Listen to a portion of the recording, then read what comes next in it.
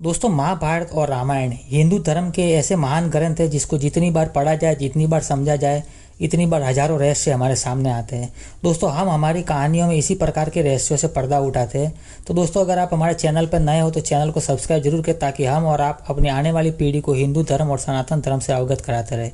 चलिए दोस्तों, टॉपिक पे आते हैं। दोस्तों, भगवान श्री कृष्ण ने जब दानवीर कर्ण की परीक्षा लेने गए तब दोस्तों कहते हैं कि उन्होंने सोने का दांत दान में किया था।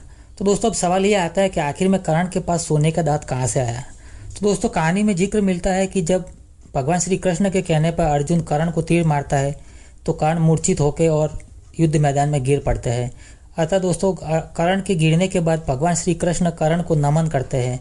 ये देखकर अर्जुन चौंक जाते हैं और भगवान श्री कृष्ण से कहते हैं कि हे भगवान, आपने कर्ण को नमन क्यों किया। तो दोस्तों, भगवान श्री कृष्ण कहते हैं कि मैंने कर्ण को नमन इसलिए किया कि कर्ण बहुत बड़ा दानवीर है, मैंने इसकी दानवीरता और उदारता को नमन किया है। तब अर्जुन कहता है कि ऐसा तो क्या खास रहा कर्ण में कि वो बहुत बड़ा दानवीर है, इससे बड़े दानवीर तो दुनिया में कई है, क्यों ना इसकी एक परीक्षा ली जाए। तब अर्जुन के कहने पर भगवान श्री कृष्ण कर्ण की परीक्षा लेने के लिए चले जाते हैं। तब अर्जुन और भगवान श्री कृष्ण कर्ण के सामने जाते हैं। तो उस समय भगवान श्री कृष्ण एक ब्राह्मण का वेश लेके खड़े हो जाते हैं और ब्राह्मण का वेश लेके खड़े होने के बाद कर्ण के पास जाके युद्ध भूमि में उससे मुलाकात करते हैं। कर्ण ये सब चीज़ें देखने के बाद भगवान श्री कृष्ण को जो ब्राह्मण रूप में थे उन्हें देखता है और कहता है, हे ब्राह्मण, आप इस युद्ध भूमि में क्या कर रहे हो। तब वह ब्राह्मण रूपी भगवान श्री कृष्ण कहते हैं कि मैं तो कुछ अपने सहायता के लिए आपसे धन मांगने आया था, लेकिन आपको इसी स्थिति में देखकर अब मैं आपसे कुछ मांग भी नहीं सकता हूँ। तब दानवीर कर्ण कहता है कि नहीं, रुकिए महाराज, रुकिए ब्राह्मण, मैं आपको अभी दान देता हूँ। ये कहते हुए कर्ण ने एक पत्थर उठाया और अपना दांत तोड़ के भगवान श्री कृष्ण को दान दे दिया। अब भगवान श्री कृष्ण कहते हैं कि चूंकि मैं ब्राह्मण हूँ इसलिए झूठा दान नहीं ले सकता। अब दोस्तों, वह झूठा दान नहीं लेने के कारण भगवान श्री कृष्ण से कहता है कि मेरे बाजू में जो बाण पड़ा है एक बार मुझे उठा के दे दीजिए, मैं अभी इसे धो कर देता हूँ।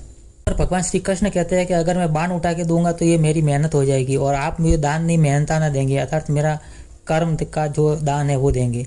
तो ब्राह्मण किसी के मेहनत करके दान नहीं लेते हैं, ब्राह्मण तो दान स्वीकार करते हैं।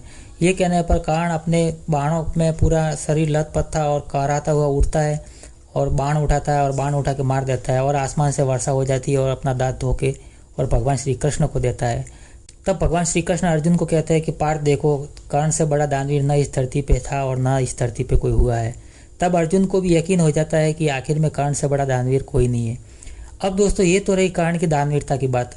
अब दोस्तों, सवाल ये आता है कि कर्ण के पास दांत कहाँ से आया। दोस्तों, पौराणिक कथाओं के अनुसार कर्ण का जन्म कुंती और भगवान सूर्य के समागम से हुआ था।